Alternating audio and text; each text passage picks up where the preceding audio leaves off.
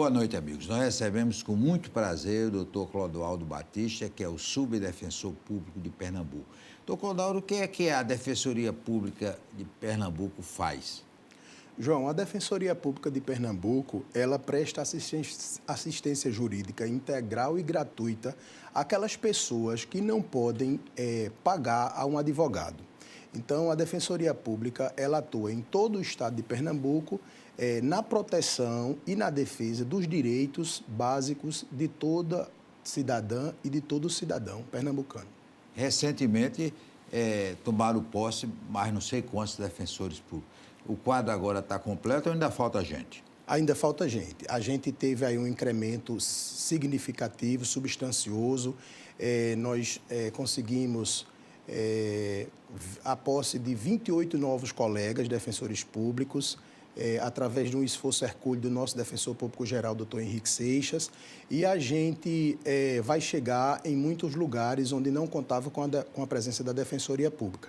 Mas, mesmo assim, em razão do número considerável de população em situação de vulnerabilidade social no Estado, a gente vai precisar ainda de mais defensores.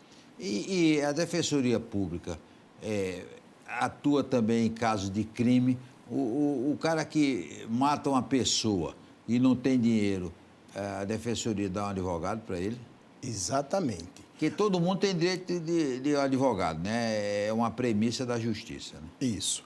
A gente vive um Estado democrático de direito em que não há julgamento sem uma defesa, né? Toda e qualquer pessoa, quando ela vai se submeter a um julgamento, necessariamente a Constituição impõe que a ela seja concedido um profissional que garanta a sua defesa.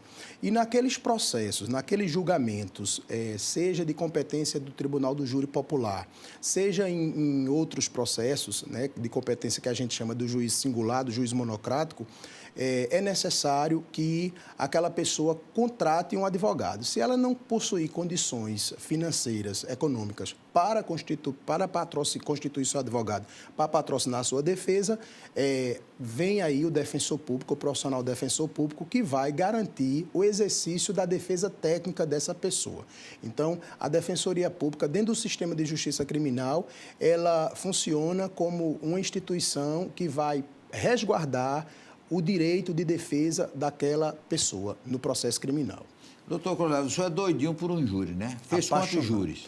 Apaixonado, João. Fiz, na minha história de vida profissional, eu tenho 693 Não está mentindo, júris. não? Pode mentir, não. Não pode mentir, não. O defensor não pode mentir. 600 júris. 693 júris. Claro que isso me é favorável porque a maioria o maior tempo de profissão, né, defensorial foi numa vara do Tribunal do Júri. Eu fiquei por quase 10 anos na vara do Tribunal do Júri de Caruaru. E 600, o senhor começou, tinha 15 anos, era? Não.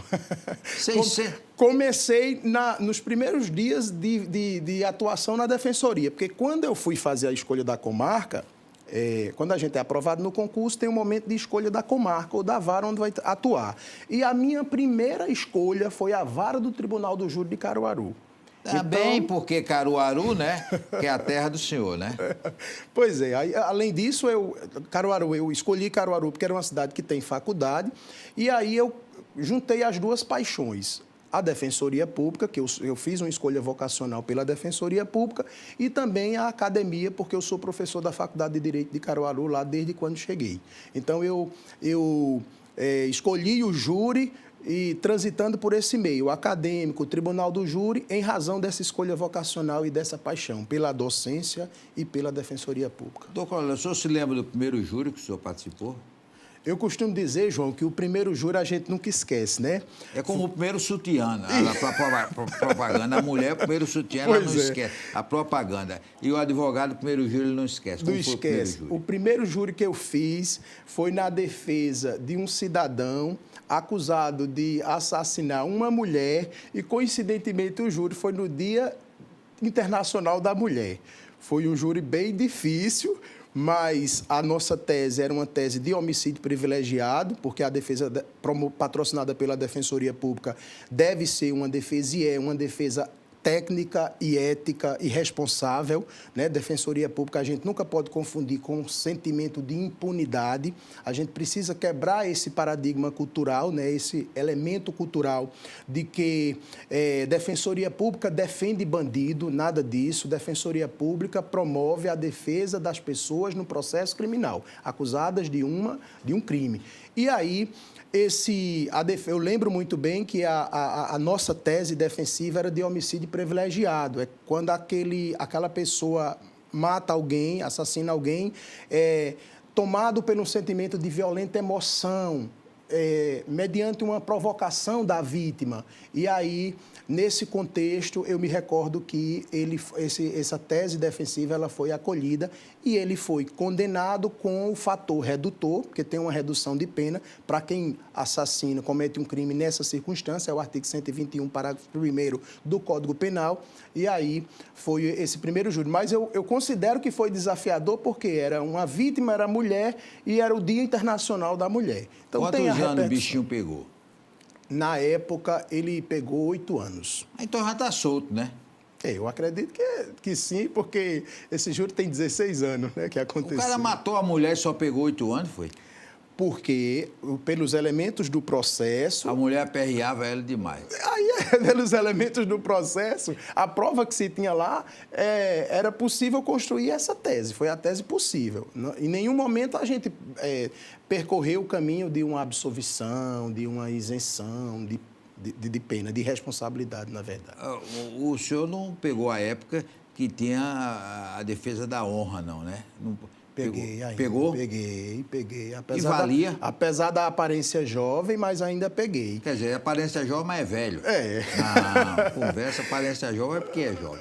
Sim, diga aí. E aí tinha esse negócio de defesa da honra. Peguei, porque também, João, isso era um elemento cultural, né? A gente vem de uma cultura machista, né? A gente precisa ver o crime, como dizia o grande...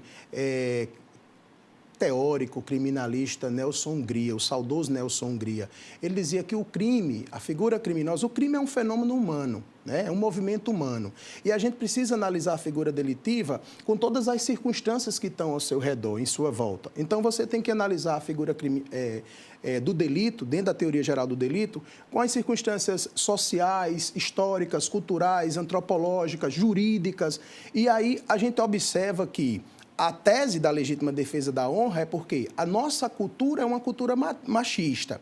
E nos lugares mais distantes dos grandes centros, a gente tinha essa cultura machista. A honra era um valor quase que absoluto, quase que inatingível, né? E aí as pessoas cometiam os crimes, né, em razão de traição e tal, porque era daquele contexto épico. Hoje, a gente já não pode mais divulgar tanto nessa perspectiva, porque hoje já se tem informação, já se tem política pública voltada para a igualdade material entre as pessoas. Hoje a gente não tem por que distinguir homem de mulher, questão de gênero em absoluto. Mas naquela época, há 15 anos, há 10 anos, a gente sabe que no interior, sobretudo no interior do estado, isso era muito forte. Então, aconteciam assassinatos, crimes, em razão desse elemento cultural, em razão da legítima defesa da honra. E quem faz o julgamento no júri popular é a sociedade. Então, muitas vezes, estava lá o homem sendo acusado de um crime, de homicídio, e a tese era em defesa da honra, e estava lá 7 jurados homens, muitas vezes. Então, aqueles 7 jurados homens tinham a honra como um valor absoluto, inatingível, naquele contexto circunstancial e local. Porque também naquele tempo dizia o seguinte, se um cara tirasse a virgindade do amor, dizia, ou casa ou vai preso, ou morre. Ou morre. Era mais rigoroso ainda, ou casa ou morre. A realidade era essa. A maioria casava, não queria morrer, né? Podia morrer, exato. Como era que o senhor influenciava o júri? Era olhando para ele assim, os jurados, como era? O Tribunal do Júri é uma grande escola. E claro que existe a técnica do Tribunal do Júri, da oratória, da retórica, da persuasão. Isso é válido no Tribunal do Júri, certamente, para deixar a sua mensagem mais dizível, mais clara. Mas a defesa da Defensoria Pública, sempre a gente orienta que seja pautada sempre no exercício da responsabilidade. Eu sempre promovi uma defesa pautada na prova do processo. Então, não cabe mentira, não cabe invenção, não cabe ardil, artifício, né? Subterfúgios que está claramente comprovado ali que não existiu. Então, eu costumo dizer que a defesa da Defensoria Pública deve ser uma defesa técnica, ética. Analisa a prova do processo. Eu me recordo de um júri que eu fiz aqui na capital com o doutor André Rabelo, de um rapaz que ele tinha 66 anos de condenação. Eu fui fazer só. Existia na época, João, dentro do processo, um ofício do à época, secretário de Defesa Social, pedindo para ele ficar preso num presídio de segurança máxima. E ele veio a júri. Ele estava no presídio de Catanduva, no Paraná. E veio a júri. E no júri, ele foi absolvido, nesse júri que eu fiz com ele. Por quê? Porque a prova do processo não respaldava um decreto condenatório. Então, ele poderia ter sido condenado, como tinha 66 anos de condenação, e ele foi responsabilizado em todos aqueles fatos que ele cometeu, mas se naquele ali ele era inocente ou não tinha prova suficiente para embasar uma condenação, a medida que se impõe pela Constituição Federal é a absolvição. E ele foi absolvido. Foi muito marcante esse júri para mim, porque é uma situação bem peculiar. A gente também não pode julgar, e isso do nosso sistema de justiça, a gente não pode julgar a pessoa, a gente julga fato. O direito penal nosso é o direito penal do fato, não é do autor. É diferente de outros sistemas. Por exemplo, existe no sistema norte-americano o direito penal, que é o que a gente chama de cross-examination, é o direito penal do autor. A pessoa é que é identificada como autor do crime. E aqui no Brasil, não. Aqui é o direito penal do fato. Analisa-se aquele fato, verifica-se se tem provas. Se tiver prova suficiente para embasar uma condenação, aí se condena uma pessoa. Se existir dúvida acerca da culpa daquela pessoa, da responsabilidade dela para aquele fato criminoso, se existir qualquer dúvida, essa dúvida deve favorecer aquela pessoa acusada. Dúvida pro réu, não tem isso? Dúvida pro réu, a dúvida favorece o réu. Depois do intervalo, nós vamos continuar conversando com o doutor Clodoaldo Batista, que é o subdefensor público de Pernambuco.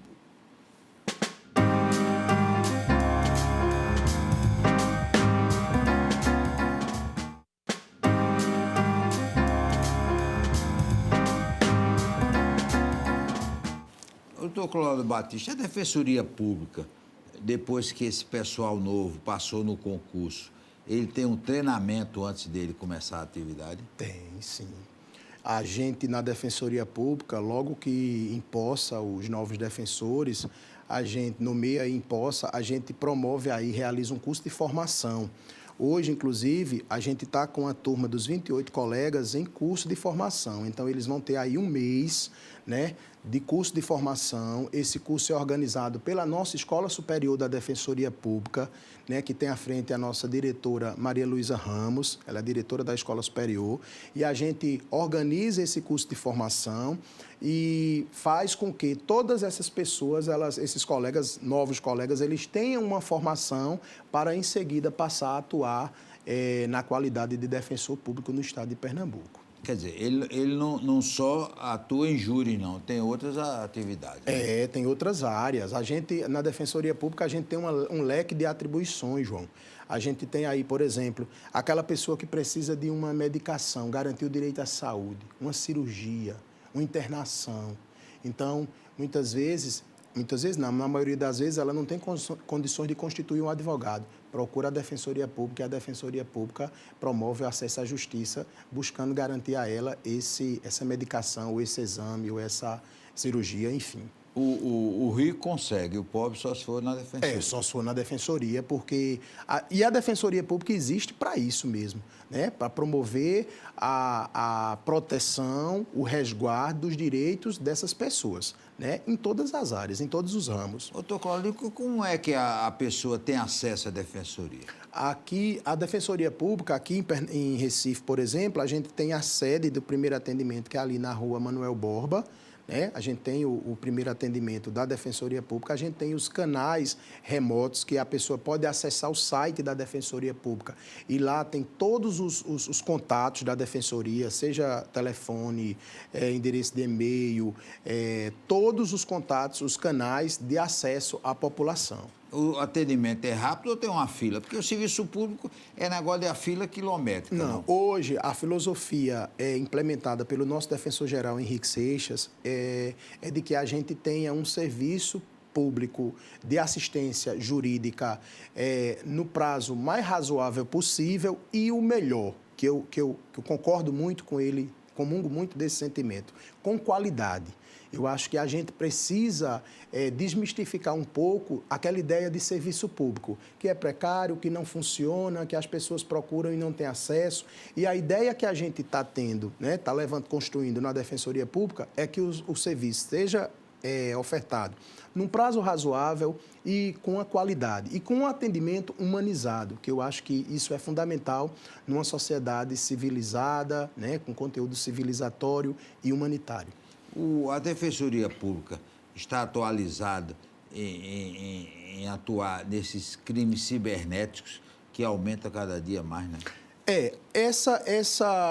Na verdade, quando é constatada alguma situação dessa, alguma vítima procura a Defensoria Pública em razão de um crime cibernético, a gente faz um encaminhamento inicialmente para as delegacias, né? Para a delegacia tem uma especializada, para a delegacia especializada. A partir dali, o processo investigatório é de atribuição da polícia e a delegacia vai seguir com aquela investigação.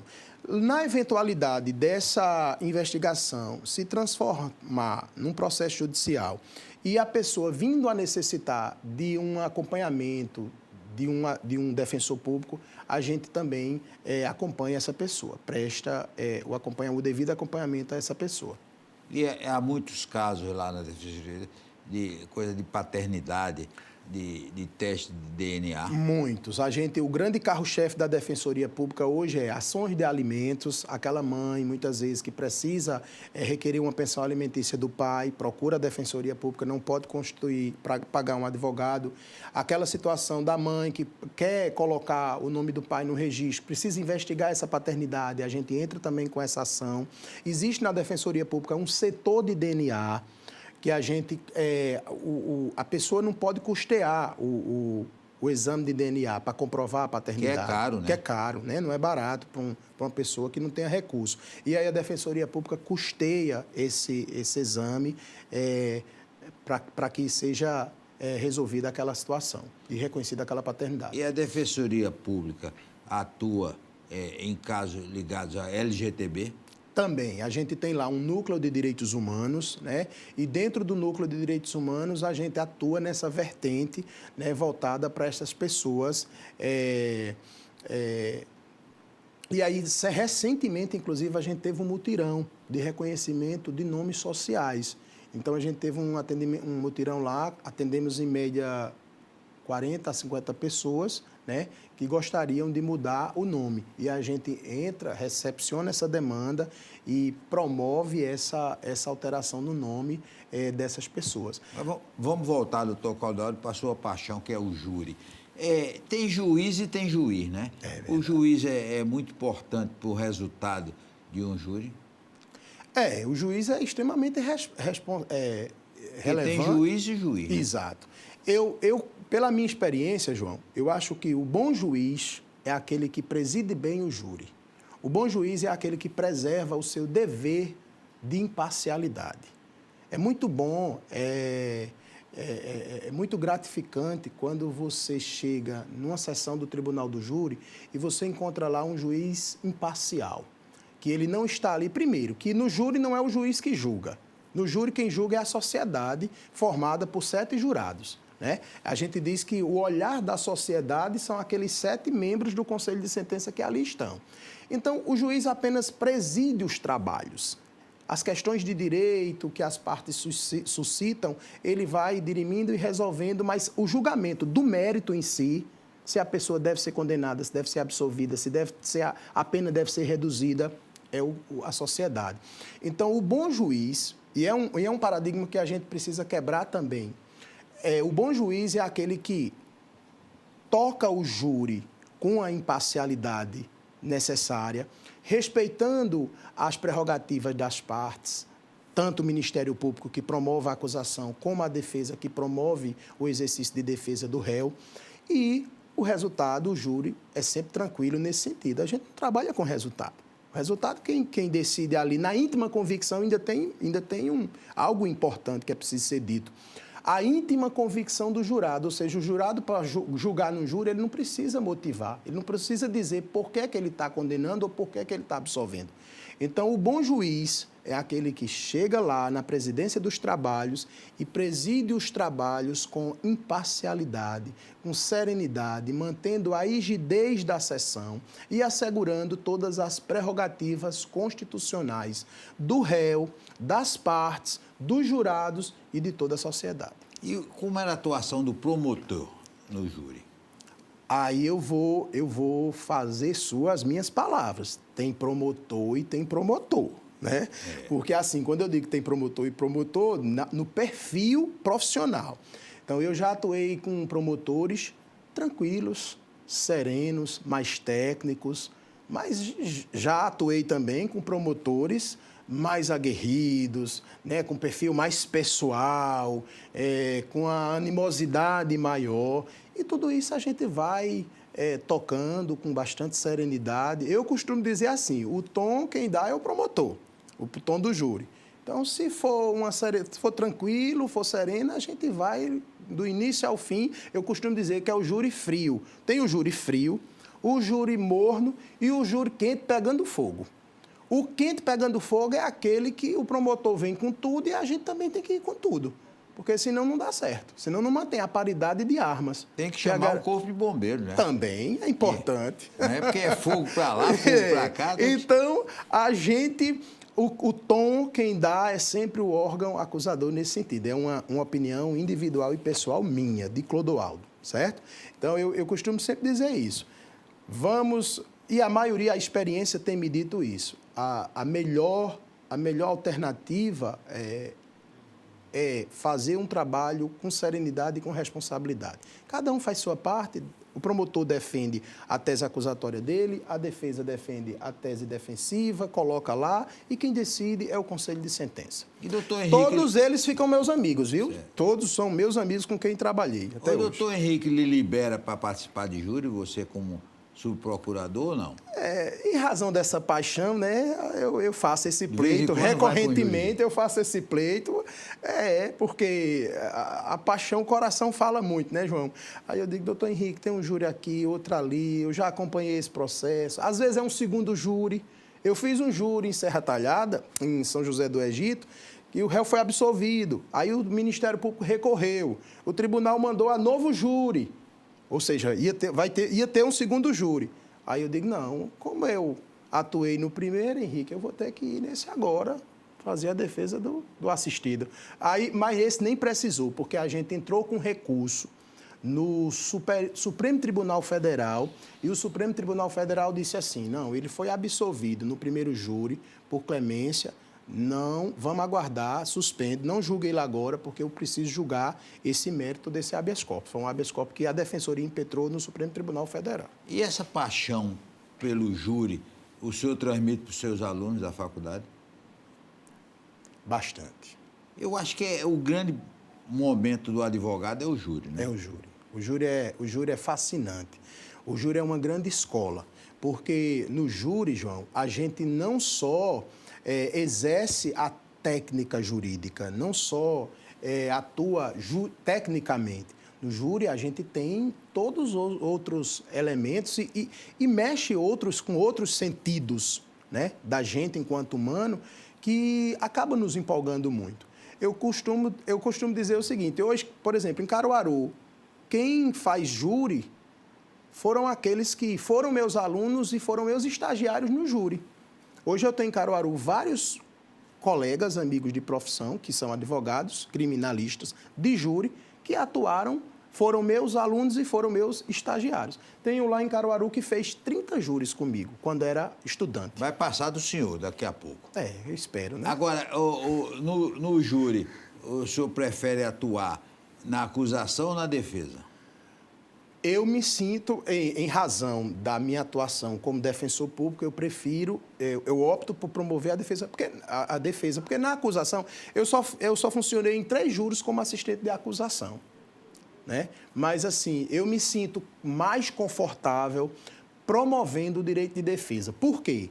Porque eu acho que a acusação ela já vem muito forte. A investigação ela é inquisitorial, vem lá da Polícia Judiciária, inquisitorial, não tem contraditório, né? Tem toda uma apuração naquele amparato estatal acusatório. Depois aquilo se transforma numa denúncia, o Ministério Público toca, promove a prova, produz prova e, às vezes, o sujeito vai ficando acuado ali diante dessa avalanche de produção de provas acusatórias. Aí é preciso que exista uma voz que diga, vamos fazer o contraponto, porque é importante a gente ter esse contraponto. Então, eu me sinto feliz e confortável promovendo a defesa das pessoas tecnicamente, independentemente de resultado. Eu sempre dizia isso, João, quando realizava um júri. Terminou o júri, independentemente do resultado, eu tocava no ombro do cidadão ou da cidadã, né, réu ou ré, e eu dizia, você está satisfeito com o trabalho, com o nosso trabalho? Estou, pronto. Isso ali era reconfortante para mim. Nós queremos agradecer ao doutor Clodoaldo Batista, dar os parabéns. Realmente, ele é conhecido pelo brilho no júri e continua mesmo como subdefensor público, atuando. Ele consegue com o defensor público um jeitinho e vai lá atuar no júri.